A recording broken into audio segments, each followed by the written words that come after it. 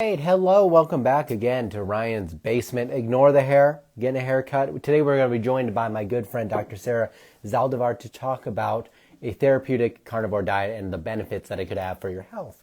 And her journey in specific. She is an academic, so it's going to be a very interesting conversation. I look forward to having it. I'm going to save this live for anyone that comes in late or doesn't see it at all. They can watch the whole interview because I think we're going to get a little bit into the tumbleweeds. And here she is. Hello, hello. Hello, hello, hello. Let's see. Then you should be able to join now. Let's hope it works. Technology, I believe in you. Hello, hello.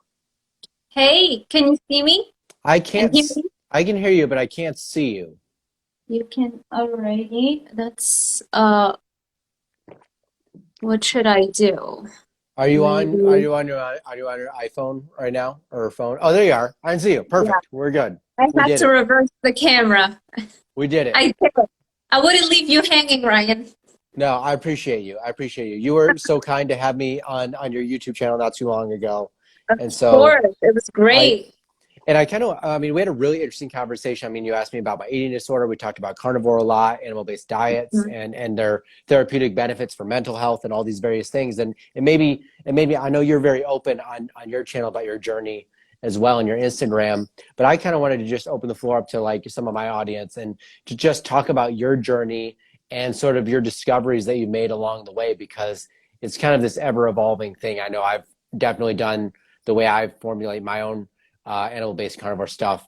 It's different now than it was when I started doing it because there's a lot of troubleshooting. But I'd love to just Yeah, start with kind of what brought you to carnivore in the first place for you and kind of your journey and let you kind of yeah. unload.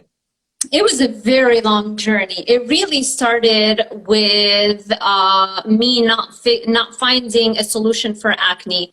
And I've been on Accutane twice. I took antibiotics for 3 months. So stupid. Birth control pills, everything, like any drug, any topical or oral drug that you can think of. I've taken it, nothing worked.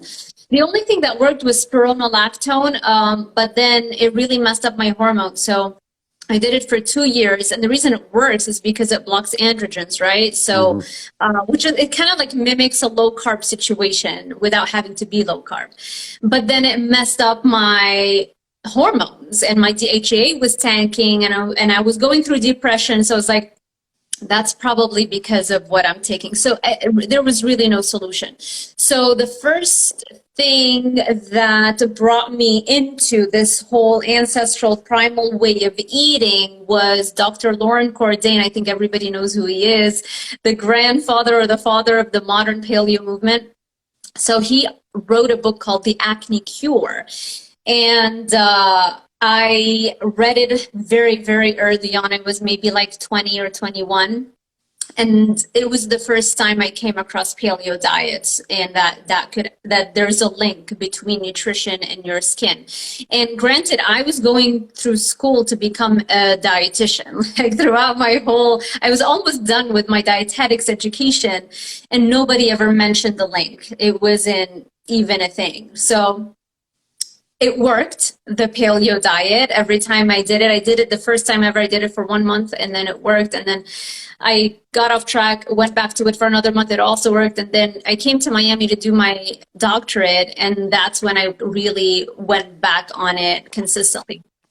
Now, after that, what really helped my skin even more, and also weight, that was a whole other battle. I've always wanted to be as lean, as fit, as humanly possible, and I've never had the genetics for that. I was always chubby, always struggled with that, binge eating, a major sweet tooth, this addictive cycle. So from paleo, I transitioned into keto, started reading all the books and all that kind of stuff, and I realized that a ketogenic or a low carb way of eating or a fat burning situation is really our natural state, and that humans are supposed to be in that state. And so that was mind-blowing to me. I had no idea that babies were born on a ketogenic diet, that breast milk is a ketogenic diet food designed to keep babies on a ketogenic diet. Like, why weren't we told that, So That was the second major breakthrough, that and discovering functional medicine and Mark Hyman. And that was a while. And then, I'm talking years here, fast forward a couple more years, then I read the book by Dr. Stephen Gundry, The Plant Paradox, right? Yeah. I think everybody has read that book. That was like that's the book that you need to read to understand how people who don't eat veggies are really not crazy, I promise you. So from reading The Plant Paradox, I was shocked. And then we had, I mean, there's so many stories in between. Like, I'm really, this is, trust me, this is like the summary version. We can go into more detail. But from that, I discovered carnivore.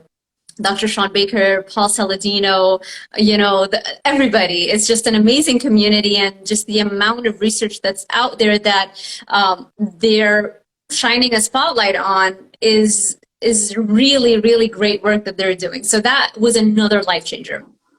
And while all these things were happening and I am going from paleo to keto and now carnivore, I'm realizing that I have way more energy. My skin, even though paleo helped, keto helped more, carnivore even better.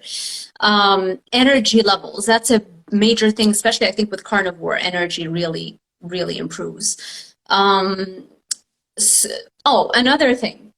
So my husband has struggled with low back pain, like really bad low back pain, always sore. You know, he couldn't sit for too long watching TV or even driving for too long. If he drove for 2 hours, can't come and sit. Couldn't sleep through the night because if he's like horizontal for too long, it hurts.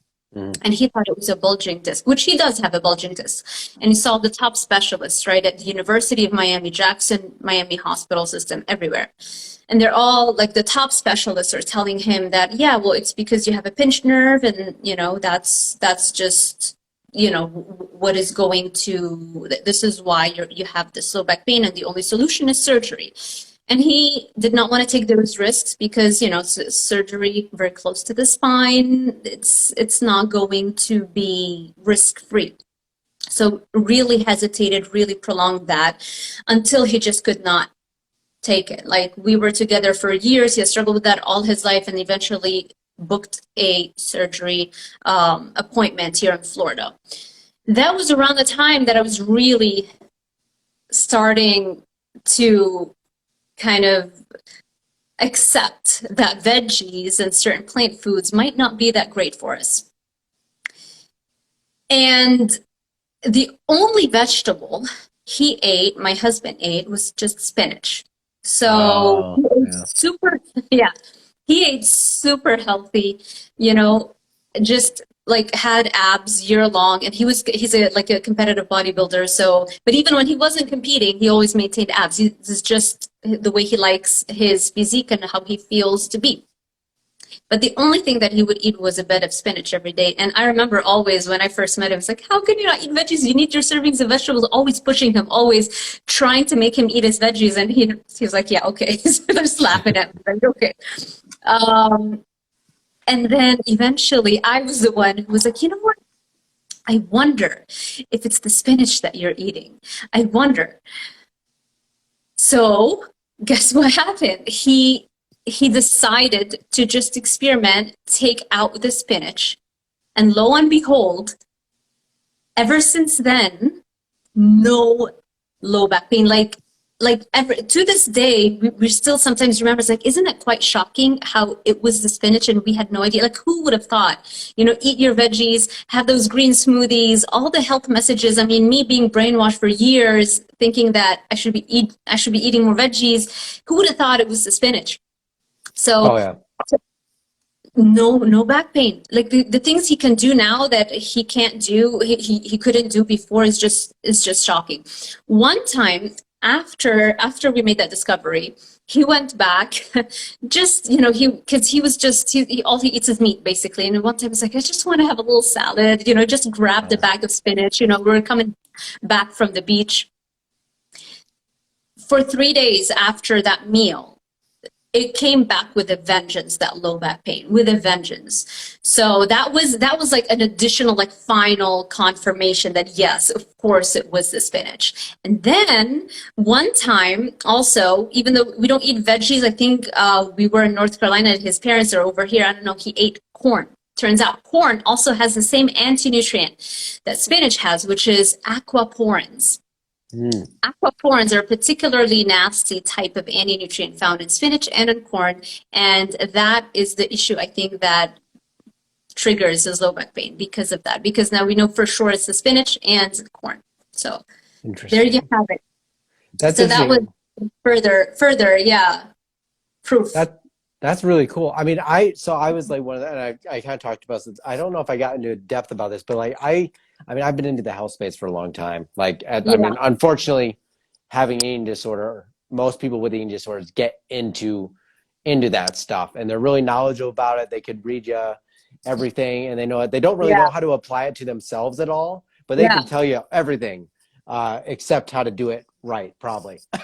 but it's interesting because I was one of those people too that was always like, oh, I was going out of my way to add spinach to salads, or like if I went to Subway, I would make them add extra spinach to that salad, or I would have spinach every single day. I'd be like eating almonds. I would drink almond milk because dairy is the devil, and I would be doing chia seeds. And for me, I never realized it, but I tracked down MyFitnessPal for a long time. So recently I went back and I just looked at what my diet was like 3 years ago in 2017 when I was doing all this, eating really plant heavy, really grain heavy, kind of like a standard bodybuilding quote diet in a way, because I was trying to bulk on success. I was eating like tons of sweet potatoes too, or white any potatoes. And I was looking at it, and because you can find, you can track oxalates now on your chronometer to some degree of accuracy, I was like consuming at least a gram of oxalate a day, every day. How can you track the oxalates? I didn't know that. So they added a parameter now that you can do. You can do this in your settings of a chronometer, and it'll track your oxalates in food. So it's pretty interesting. But I noticed that too, because I was starting to get like gnarly knee pain, and different joints started cracking. And for me, it was always difficult to troubleshoot because I did have this anorexia background, which you do have, you know, all these, you know, issues with joints and stuff like that along with that. But I noticed when I started removing all this stuff in 2019, all the joint cracking like greatly diminished. And it was only when I started adding some of it back in, I never went back to spinach, but when I started adding like some other greens back in, like collards and like Swiss chard, which is crazy high in oxalate, but like I started doing sweet potato again, that all this stuff started coming back. And then I started connecting the dots after I started talking to people like Sally Norton, and like you mentioned, reading the Plant Paradox about lectins and all this stuff. And it's just really fascinating. I think the more, and you'd probably agree with this, the more logically you think about what a human should be eating. I always tell people, and I think I said this even in our interview, is just watch the show Naked and Afraid. And just see what they strive to consume. It's meat and fat. They literally don't care about anything else. And that's what you need to survive. And so it's really fascinating when you kind of remove all the diet noise. But like you said, you were going to school for your dietetics, your dietitian there. And then when you started getting into all this stuff, was that when you were still in school in that program? And then how did that kind of alter your thinking going through academia? Because you're still in academia teaching. And so how do you navigate all this stuff as it didn't go well. It didn't go over too well. First of all, when I was teaching at the University of Miami, I was teaching like, you know, the basics textbook that we're supposed to, like they decide on them. I have no say in that. Yeah. But of course, knowing about functional medicine, knowing that there's a whole other school of thought there, I couldn't help but add that part of the equation. So I gave them everything. I gave them the basics and I gave them the functional medicine. And I was like, there's a war out there. There's the mainstream conventional medicine, and then there's the functional medicine, the treating by the root cause. Whether it's in medicine or it's in nutrition, it's the same mindset, right? And so I gave them everything. You can't not share your opinion when you're being asked questions. It's like, why are the carbs so high? Why are we being told that we need 45 to 65% of our calories to come from carbs? I'm like, because you need your degree, so you need to memorize that. But in reality, it's all BS, and those are the studies, and this is our evolution. And I gave them everything. But of course, like my colleagues, like especially when I started doing social media, because I've been doing social media for a while, and I remember the first time I shared the pyramid for the carnivore diet, and that was before I was also completely into carnivore. I was still looking at it as the ultimate elimination diet. They would come out of the woodworks. Hey, Mike, we'll do that. So I would receive, long posts, not as a DM, not as, if you're a colleague of mine, I wouldn't go to my colleague and write something completely opposite of what that person is advocating for, and point by point, I would send it as a DM and tell them, well, what do you think of that? This is my opinion, since I see you're going in that direction. But no, because it was coming from a bad place. It wasn't coming from an honest place of open-mindedness, right? Right. So I'm done with those people. Obviously, I move really fast. But yeah, you're definitely gonna get pushback, because especially people living in the system and in the academic world, it's like herd mentality. It's like political correctness, and my soul was dying right around the time I was about to finish my PhD, because it became so clear to me, I am not somebody that's gonna live in a lab with people around me, with that mindset. So it was very difficult to finish, but I had to finish my doctorate. But I'm not that kind of person.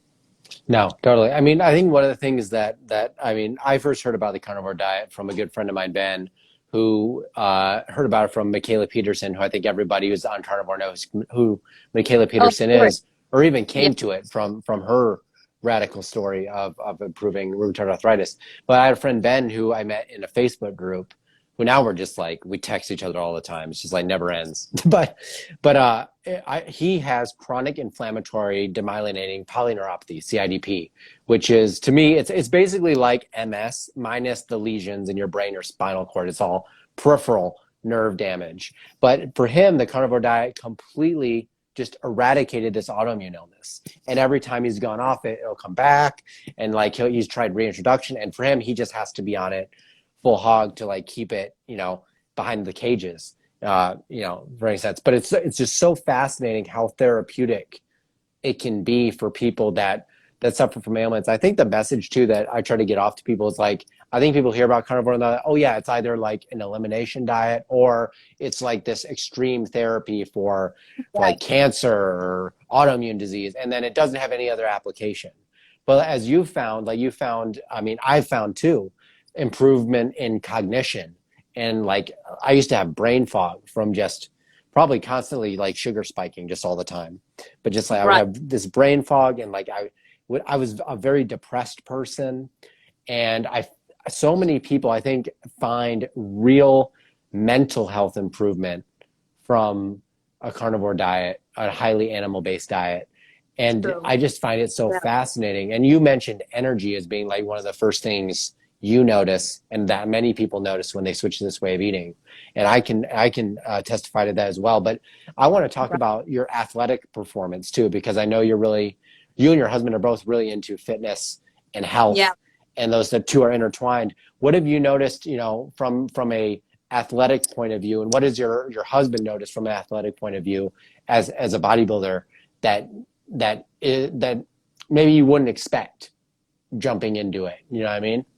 Yeah, even when I first started getting into keto and teaching about keto, the first question is always, I'm an athlete. How can I do that? Wouldn't it affect my performance? And even me personally, it took me a long time to be very comfortable not including carbohydrates for long stretches of time because I always had that limiting belief that maybe, it's been 5 days, maybe I should do a carb up or something. Totally. Maybe. I feel that. Exactly. So that took me a long time to get over, but I got over it. And the way you get over it is simply by proving to yourself that here I am, I'm sprinting every day, sprinting and running 5 miles every day. I'm lifting heaviest I've ever lifted without any carbohydrates. Not only that, because you have very low inflammation, because of so many other factors, you can go, like I recover faster. I don't get sore. I don't have aches and pains. So I can go harder over and over again, much better now,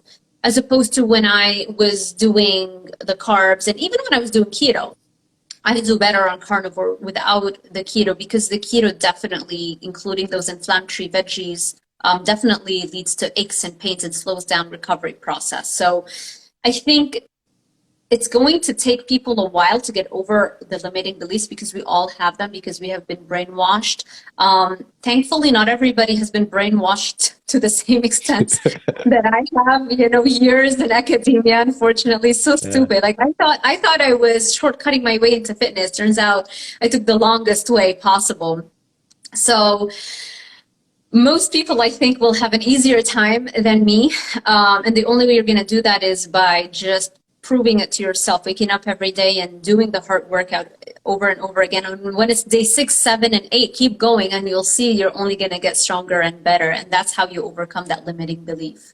Yeah, I mean, I had a similar, belief with that. I've never been highly athletic. I mean, I played golf competitively. I never have said, I mean, it's more athletic now than it's ever been, but I never was in the gym having to do a bunch of sled pushes to train my thighs to hit a golf ball at a certain speed or whatever. But I always, that was my problem, was I loved going to the gym, and I had this limiting belief of gosh, if I cut out my oatmeal, how am I going to be charged to work out in the gym? And this is kind of what I've seen. We're going to get slightly controversial now because my friend Proudly Wellness, Chris, is in here. But Chris. I love that guy. A good guy. But I know, I love him too. I had him over. Yeah, you did. It was a really, really good. Actually, everyone, if you haven't seen the interview that Sarah did with Chris, you should definitely go watch that one. That one's really eye-opening because he comes from a hypothyroid background, and there's a lot of talk about what I'm going to get into now about people that have been carnivore, and then all of a sudden they're like, oh man, this didn't work. In fact, I was suffering, but I didn't tell you that. And now that I have fruit, lots of fruit even, I'm doing great. And now the thing is, let's eat tons of fruit, OJ, take a baby aspirin, and slam meat, which to me screams gout. But what is your kind of, because I know you come from an academic scientific background, what are your thoughts on this for T3 and having optimal T3 and all of these things that they say are going to go awry if you stay in a carnivore state too long, Yeah, there's a lot of talk, as you said, about that, and also a lot of talk about how it's probably not best for us to remain in ketosis forever. There might be some benefit, but I think that potential benefit comes from the fact that when you eat carbohydrates after you haven't eaten them for a while, and you eat carbohydrates, and everybody reports, I sleep better, and they think that maybe they were sleep deprived. I'm at a stage where I'm not convinced that is optimal. Maybe it could be that we're sleeping better on that night after you eat carbs simply because carbs make you feel more lethargic and it just leads you to sleeping longer. Because I've always needed a lot of sleep, but I feel like on carnivore I need less sleep. So for me, I take that as a win, and it's not like I don't feel refreshed in the morning, right? Yeah, no, I totally agree with that. Actually, I was going to bring that up because I've found that ever since I've reduced my carbs now, eliminated them now, I don't have, I was eating lots of carbs, 300 grams a day, whatever, at one point. And, and I would be literally in bed, ready to go to knocked out by 7:30 at night. and I would be crashed by about 3, 4 p.m. I'd be done. Like I could not get work done past 3, 4 p.m. It'd be impossible. And Exactly. ever since I've transitioned out of that state, I'm pretty level till about like 8 or 9. And by then I'm getting tired, but that's because I'm throwing on my blue blocks. Everything's getting dimmer. And I feel like it's a natural circadian sort of rhythm setting in with that. But I'm never overly tired.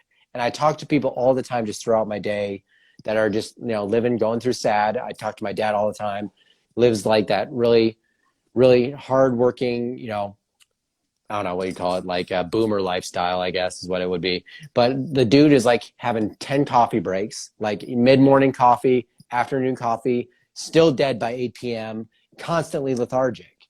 And sure, there's like stress and all that stuff that plays into this, but like the way you eat, I never realized had such an impact on this energy taper throughout the day. It's insane. That's similar to the first day I ever went keto. That's another thing I guess that I'd never mentioned also, that for transition from paleo to keto wasn't just for my skin, also anxiety.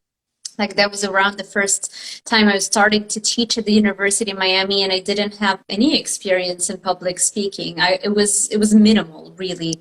I had such a large, knowledge gap because here I am, I'm busy learning, and at the same time I have to teach. I completely did I have my bachelor's and my master's in nutrition and then my PhD. Instead of continuing in nutrition, I thought it was going to be too easy and boring, so I decided to challenge myself, and I did a PhD in exercise physiology, which was great. I love that I did that, but at the same time it was like I'm learning something and then I have to teach it the next day, so it was overwhelming. So the anxiety really, my heart would be beating out of my chest, and I thought maybe there's something wrong with me, and obviously it wasn't. It was just experience, when you get boomer lifestyle, that should be my channel. So I just thought that maybe I needed to figure out something about anxiety. I even saw a doctor and all that kind of stuff, and gave me a beta blocker. Oh, yeah. That didn't do anything. The only thing that beta blocker did is that it knocked me out after I came home from teaching that day. It knocked me out. Woke up and I went and I bought a whole, the Publix, they sell the chocolate chip cookies, the big one. They're good. Ate it all. Like it was such a weird, I don't know what happened to my brain. Like I was so drained, so like crushing fatigue that I felt.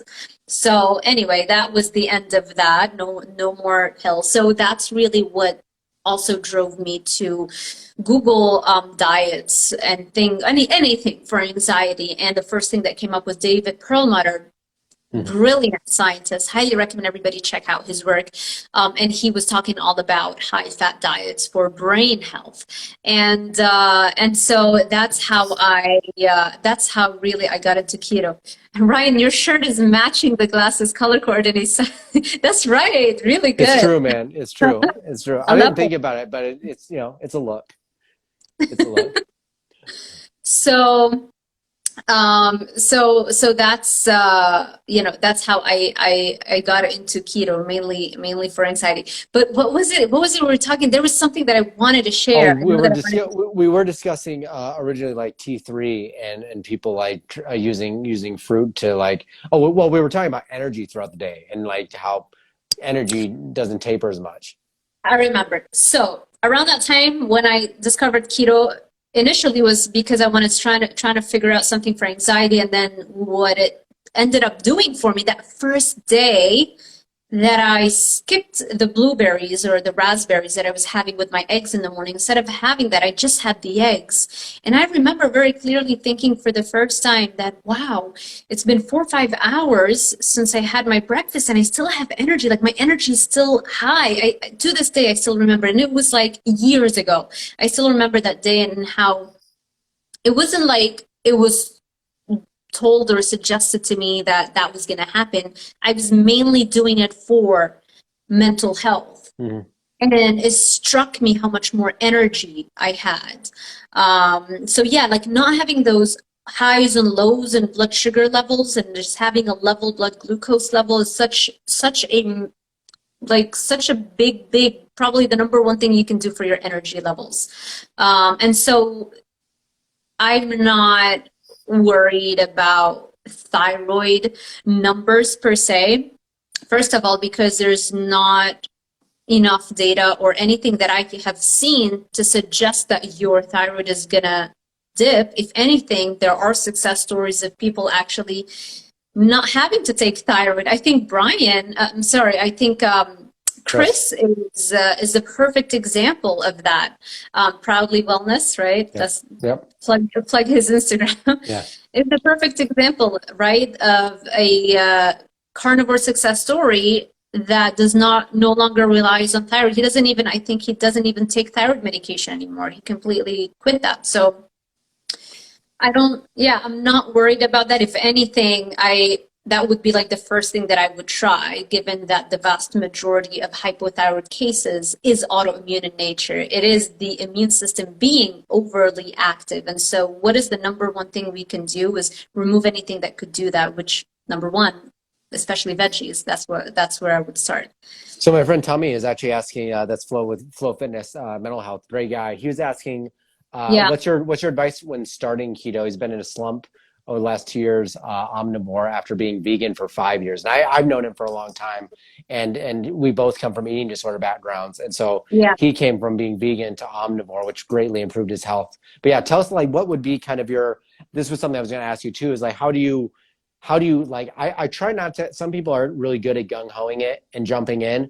Other people, they try to do that and then they can't handle it. And then they think it doesn't work after a week and quit. And how would you ease into that? Or what would your be advice for him or just people in general? My experience is that anything gradual has worked for me more so than cutting anything out cold turkey. So even with carbs, I didn't cut out the carbs overnight. I did everything gradually. I think my advice would be, especially when you come from an eating disordered background, is to focus on boosting meat intake as opposed to focusing on what not to eat or what to eat of less. So whatever you have for breakfast, before you have that, or before you add the other foods, first allocate a certain amount of protein that you absolutely must eat.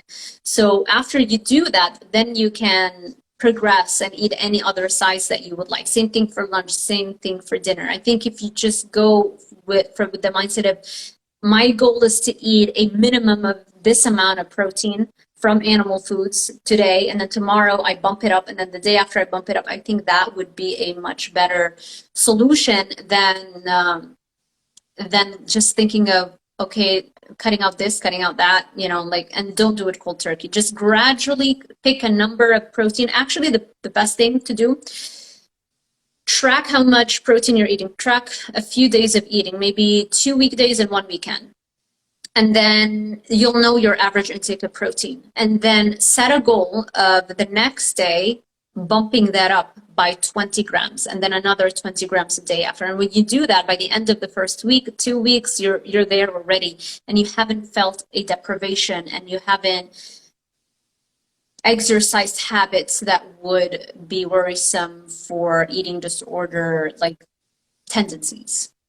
What I'm just curious, what sort of is your mentality around on like gaining mass on a carnivore diet, focusing on like the right fats and ratios? What would be how would you navigate that one?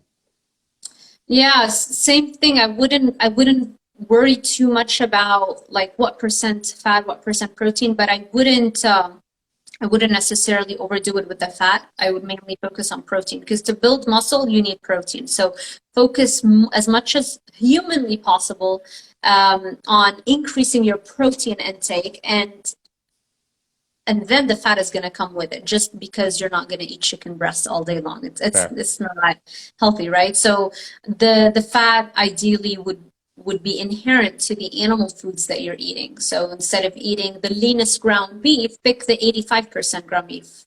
Or I think 85% would be ideal for most people. That's what I use. That's what I use. But no, these are just questions that I think everyone has when they come from like another way of eating. Is like, oh, how do I achieve this goal with this? Because I think everyone also looks at it as like a great way to lose weight, which it is. It is. It's a great way to re-body comp is the way I think about it. Um, but I think some of the problems that I've seen with like the T3 and this stuff I've talked with let's see here. That's my issue as I was vegan. Oh yeah, this was what I wanted to get into also. Was vegan Just for ethics.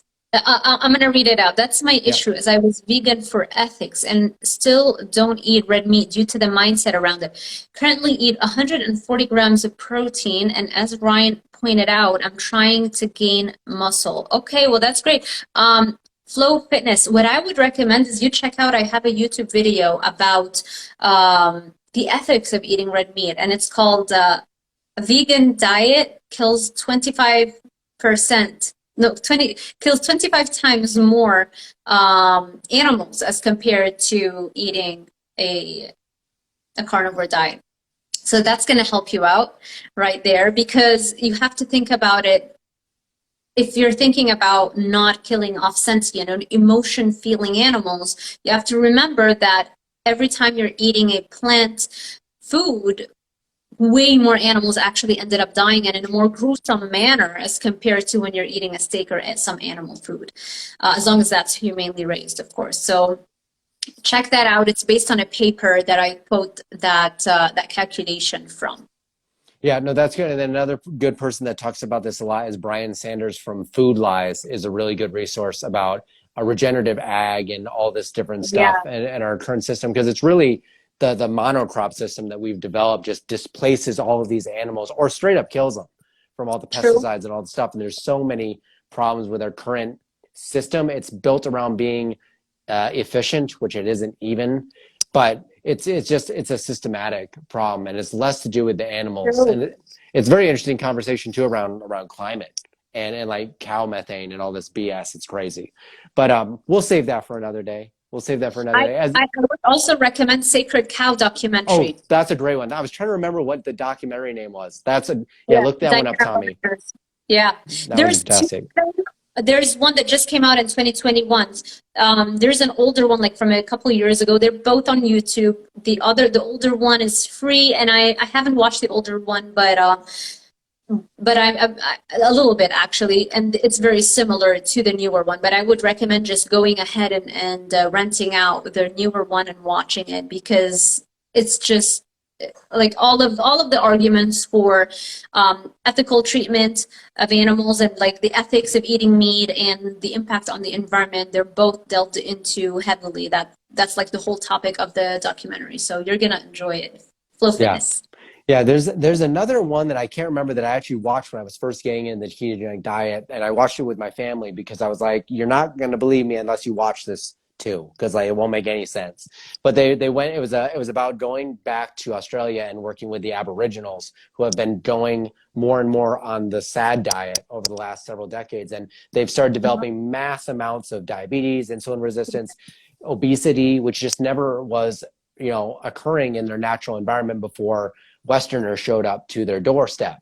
And Yeah. they got them back on their original way of eating, which was basically a ketogenic, really high seafood for them style way of eating, a lot of animal foods. And it Yeah. totally reversed all this disease in these Aboriginals. And I was just like, that's it. That's it right Yeah. there. I And may so know which one you're talking about. I can't I remember the wonder if name. it's on. I wonder if it's on Curiosity Stream. They did a It might be. documentary. I'm not sure if that's the one, but that's also very similar to what happens to Native Americans, right? Mm-hmm. I can't remember the name of the population. Like there's a certain tribe that is particularly affected with the standard American diet because their genetics have never been exposed to that. So evolution never got a chance to do its magic, right? And by magic, I mean killing off those who can't tolerate standard American diet. So evolution hasn't had a chance to catch up, and this is why they have a very, very high level of like type 2 diabetes, all the modern diseases of civilization, just because it's the first time their genetics are being exposed to such a high amount of carbohydrates that it's you're seeing an extreme version of it. Yeah, and I always go back to like if you just think about things logically, like we live in such a sedentary world these days Yeah. that it doesn't make any sense to be consuming like 55 to 60% of your calories from carbohydrates, which are just straight energy calories. Like they don't really have any other use. So it doesn't make any logical sense. And this is what I try to talk, my dad comes from a competitive athletic background, lots of cycling. So he was constantly talking about carb loading all the time, doing 50-mile races and longer. And so for him, it's like anti his nature to throw Yeah. out carbohydrates. But there are Do so you many. remember the name of the scientist, the exercise physiologist from South Africa, Tim? Oh, Um, I can't remember. Well, what I was going to mention was he people developed like, type 2 diabetes because he was carb loading and he was an endurance athlete. interesting. I can't remember that. I know it is a thing because Michelle Hearn, who's an ultra runner and Yeah. a dietitian, Yeah. she does extremely long endurance athletics, and she's What's her doing name? it. Michelle Hearn. Okay. She wrote a book called Dietitian's Dilemma, which she talks about all the backwards standards of care and stuff like that. But as an athlete, we had this discussion. She Mm. does ultra running, so like 50-mile races, and she does it all low carb, almost no carb racing, and it's actually improved her performance. I think she won a race doing it, which is like if you were to Yeah. tell someone that in the field, they'd be like, "That's insane. Could never happen." And Actually, so it's being used as a competitive advantage, and you can learn about that by looking up Dr. Stephen Finney and Jeff Volek. They're like the pioneers in ketogenic diet research. They do the research on athletes and on keto all the time, and it's been shown that it can actually give you a competitive advantage. And there are athletes, like they don't even say it out loud, but they use it as a tool to gain an advantage in that's cool. ultra endurance sports. The That's name of the doctor is Dr. Tim Noakes. Tim Noakes. That's right. You're right. Yeah, I think yeah. another great person that's talked about this is Mark Sisson. He's another athlete that's like gone Yeah. low carb and really found like a lot of success with it. And he's an old gent, and the dude is ripped. Right. He is When he's 60. jacked. Yeah, Exactly. And now what I love about him is his flexibility, because I mean, he has a lot invested in paleo, right? Yep. Primal Kitchen. No, he sold it, but still, he's still on the board and all that kind of stuff. But to be able to be so flexible and move with the science, and now realizing that maybe those huge salads aren't that great and maybe I should be eating more meat, I think that's so rare and so commendable. It really is. I really admire people like Mark and people like Dr. Sean Baker, who, Yeah. the thing I love about Sean is that, and yourself is like, none of us are really trying to be, there's so many people that are dogmatic and say that they're not. It's just like, there's a whole mess, but I really appreciate what you do and you're doing on your channel and trying to get that message out. But as we kind of go out here, tell people where they can find you and like follow you on YouTube and your Instagram, because you have so much stuff. We're actually going to be doing in the hopefully the near future, after I get my setup fixed, YouTube live stream. Yeah, But we want to try the YouTube live. We're excited about that. what was Rich Froning, who has won the CrossFit Games on many occasions as a low carb, apparently. Yeah, no, I've read about that as well. There's actually quite a few athletes now that do low carb, and then there's some that have been doing it for a long time, and just like you mentioned, never talk about it publicly because it's pretty ostracized. True. But yeah, tell people where they can find you. Goes into a pit. Yeah, true. So my YouTube channel is Dr. Sarah with an H, Zaldivar, my name. I guess it shows up here, right? Yep. Instagram, dr.sarah.zaldivar. Twitter, Facebook, Dr. Sarah Zaldivar. Nothing wild. That's it. Just my name. No, well, I'm going to save this live so that everybody that just came in late or wants to see it earlier can see it, and then I'll have all your information in the description of that live, so you can all go follow her and check her out. But I really appreciate you taking the time. I love our chats, and we'll do it again soon. I really appreciate it. Absolutely. Thank you so much, Ryan. This has been fun. Always. Thanks everyone for coming by. Again, I'm going to save this for you later, but I'll see you later. Have a great rest of your day. Bye. Bye.